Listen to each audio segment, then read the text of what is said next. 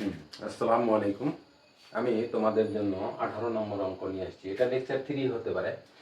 Lecture 3 যদি হয় তাহলে দেখো এখানে integration of cosec x by 2, 18 নম্বর অঙ্কটা দেখো। আমরা এখানে এক্স বাই 2টাকে যদি জেড ধরে নিই তাহলে এখানে হচ্ছে হাফ তো সামনে আছে, আর ডিএক্স এর সাপেক্ষে যদি এক করতে হলে আমাদের কি হচ্ছে 1 হচ্ছে ডিএক্স আর ডিজেড।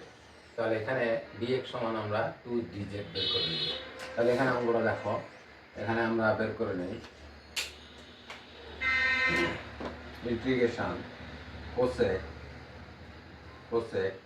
এখানে এক্স বাই 2 এর মান কত ধরে নিচ্ছেন জেড, আর ডিএক্স এর পরিবর্তে আমরা লিখতে পারি এখানে ইনটু চিহ্ন দাও, গুণ চিহ্ন 2, আচ্ছা এখানে হচ্ছে এরকম দাও 2 ডি জেড। এই তো 2টাকে সামনে নিয়ে আসি, তাহলে 2 সামনে নিয়ে আসলে আমাদের হবে কোসেক জেড ডিজেড। সেদিন আমি কোসেক এর ইন্টিগ্রেশন করাইছিলাম, সেটা কি ছিল, আমাদের ছিল হচ্ছে 2 ln 10 10টা এখানে লিখি 10 জেড বাই 2, এটা প্লাস সি। এখন জেডের মানটা আমরা এখানে বসে দিই। জেডের মান যদি আমরা বসে দিই ln, তাহলে কত হবে 10 জেডের মান হচ্ছে কত, হাফ এক্স মানে কি, হাফ এক্স দিয়ে দিলে এক্স বাই কত হবে, 4 হবে। এটাই এই প্রশ্নের আনসার তোমাদের, এটাই ঠিক আছে। আমরা 19 নম্বরটা করব। 19 নম্বরটা দেখো। তারপর 19 নম্বর অঙ্কটা দেখেন। 19 নম্বর অঙ্কটা আমাদের এটা ছিল, আমরা এখানে দেখো, এখানে যদি আমরা এটা কমন নেই ডিএক্স, এখানে যদি E to the power X common নেই তাহলে এখানে থাকবে হচ্ছে 1, আর এখানে থাকবে ইনভার্স করে দিবেন, এটা থাকবে, এটা উপরে যদি তুলে দেন তাহলে এখানে হবে ই to the power minus X, আর এখানে থাকবে 1 plus E to the power minus X. এখন লেফট করব, এই যেটাকে লেফট দিই, আচ্ছা উপরে লিখি আর একটু, late 1 plus E to the power minus x সমান হচ্ছে জেড ধরে নিলাম। যদি হয় তাহলে এখানে minus e to the power minus x dx, এখানে মাইনাস থাকলে মাইনাস আসবে, মাইনাস এক্সকে ডিফারেন্সিয়েট করলে এক্সের সাপেক্ষে মাইনাস 1 হয়, আর এটা ই টু দি পাওয়ার এক্স তো থাকবেই, এর সঙ্গে হচ্ছে ডিজেড, তাই না? তাহলে এখানে দেখো, আমরা যদি E to the power minus X ডিএক্সটাকে এখানে লিখি তাহলে মাইনাস ডিজেড হবে। এটা লিখে নেবেন, লিখে সাইজ করে নিয়ে এখন পুটিং করবেন। এখানে দেখো, এখানে ই to the power minus X, এখানে ডিএক্স কোথায় ছাড়া পড়ছে, এখানে ডিএক্স। তাহলে এখানে দেখো আমরা বসাই, মানটা বসাই, E to the power minus x DX সমান কত, মাইনাস ডিজেড, তারপরে এটা সমান কত, জেড। এখন মাইনাস যদি এখানে কমন নিয়ে নেন তাহলে এখানে কত হবে, ডিজেড বাই জেড। এটা কি, এটা অবশ্যই তোমার হচ্ছে ln লগারিদম আসবে, 1 বাই জেডকে তোমরা ইয়াদ করো তাহলে ln জেড হবে, প্লাস কি হবে সি। এখন জেডের মানটা বসায় দেন, মাইনাস ln জেডের মান কি নিচ্ছেন, জেডের মান হচ্ছে 1 plus E to the power minus x plus c. এটাই অ্যান্সার, ঠিক আছে। আমরা এবার 20 নম্বরটা করব। 20 নম্বরটা দেখেন। 20 নম্বরটা আছে হচ্ছে ডিএক্স, এখানে হচ্ছে ই to the power X plus E to the power minus X. এখানে যদি আমরা ই টু দি পাওয়ার কত কমন নেব, যদি আমরা ই টু দি পাওয়ার এক্স দ্বারা গুণ করে দিই অথবা e to the power minus x, এইটা কমন নেই, তাহলে এখানে হচ্ছে তোমার ডিএক্স, এখানে ই to the power minus x common নেই, তাহলে এখানে হবে তোমার e to the power minus x, এটা দিয়ে গুণ করে দেই, এখানে হবে কি ই টু দি পাওয়ার, তাহলে এক্স তার উপর স্কোয়ার, এখানে সেকেন্ড ব্র্যাকেট দিয়ে দিলাম, আর এখানে হবে 1, ঠিক আছে। তাহলে এখানে আমাদের e to the power minus এক্সটা উপরে নিয়ে গেলে কি হবে, ই টু দি পাওয়ার এক্স হবে, ডিএক্স হবে, আর নিচে হচ্ছে ই টু দি পাওয়ার এক্স তার উপর স্কোয়ার থাকবে, আর প্লাস 1 থাকবে। এখানে যদি আমরা let e to the power x সমান যদি আমরা জেড ধরে নিই তাহলে এটাকে ডিফারেন্সিয়েট করেন, ডিফারেন্সিয়েট করলে এটা হবে ডিজেড হবে।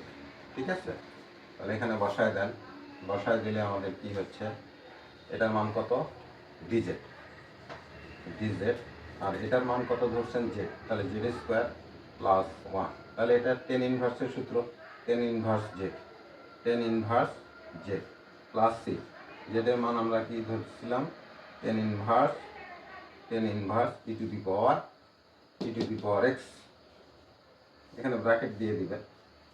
এটাই এই প্রশ্নের আনসার ছিল। এবার আমরা করব হচ্ছে 22 নম্বরটা দেখেন। 21 নম্বরটা হচ্ছে ই to the power minus x dx, এখানে হচ্ছে 5 plus E to the power minus x whole square, এটা তাহলে এখানে ধরে নিব এই সংখ্যাটা ধরে নিব, তাহলে এখানে late 5 plus E to the power minus x সমান হচ্ছে জেড। তাহলে এখানে আমরা কোনো কনস্ট্যান্ট সংখ্যাকে ডিফারেন্সিয়েট করলে কত হয়, 0 হয়, এটা 0 লেখার দরকার নাই, এখানে মাইনাস আসবে, minus e to the power minus x dx, আর এটা হচ্ছে ডিজেড। তাহলে আমাদের এখানে আমরা যদি শুধু ইয়াদ করে নেই e to the power minus x dx, এখানে হচ্ছে মাইনাস ডিজেড। এখন এখানে বসাই দিই, দেখেন বসাই দিলে কি হচ্ছে, বসাই দিলে এই সংখ্যাটা কত মাইনাস ডিজেড, এখানে হচ্ছে কত, এটা হচ্ছে জেড স্কোয়ার, এখানে মাইনাসটা কমন নিয়ে নেন, আর এখানে হচ্ছে জেডটা নিচ থেকে উপরে গেলে মাইনাস 2 ডিজেড, তাই না?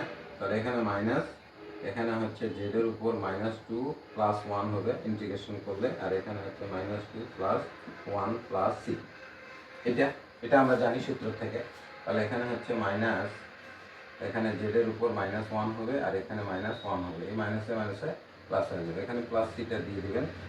তাহলে এখানে মাইনাসে মাইনাসে প্লাস জেড ইনভার্স, তাহলে 1/z প্লাস সি, এখানে আমাদের জেডের মান কত হচ্ছে, জেডের মান আমাদের ধরে নিচ্ছি 5 plus E to the power minus x plus c, এই প্রশ্নের এটাই অ্যান্সার।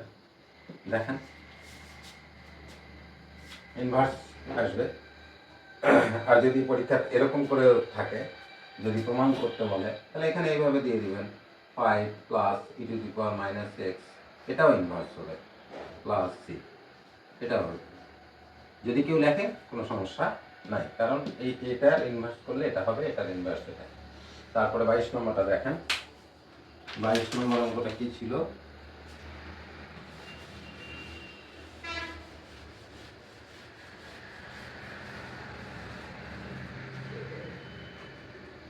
বাইশ নম্বর অঙ্কটা ছিল, 22 নম্বরটা ছিল cos x, তারপরে cos sin x dx, তাই না? তাহলে এখানে আমরা লেট করি, লেট sin x সমান z ধরে নিলাম, তাহলে এখানে অর দাও cos x, sin x এর ডিফারেন্সিয়েট হচ্ছে cos x dx is equal to dz, এটার আর কিছু করার নাই, এখানে cos x dx সমান আমরা dz লিখে দেব। তাহলে এই অঙ্কটাকে অতএব লিখি আবার একবার, cos x টাকে না লিখে cos sin x লিখলাম, sin x, আর এখানে লিখলাম হচ্ছে cos x, হ্যাঁ cos x dx, এইটা। তাহলে এখানে মানটা বসাই দেন, তাহলে cos এই sin x কত ধরে নিচ্ছেন z, আর এটা সমান dz,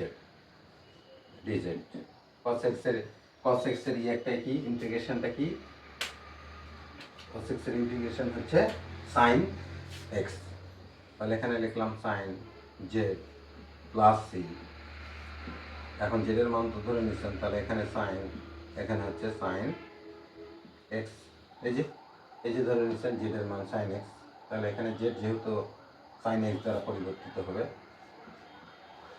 এটাই আছে। ঠিক আছে, আমরা এবার করব হচ্ছে 23 নম্বরটা। ঠিক আছে, বুঝে গেছে কিনা? আমরা এই অংশটা ধরলে এখানে cos x চলে আসবে, এটা ধরবেন না, এটা ধরবেন, এটা ধরলে কি হবে, এটা ধরলে z ধরলে এটা cos z হয়ে যাচ্ছে, তাহলে একটা পূর্ণ ফাংশন আসছে।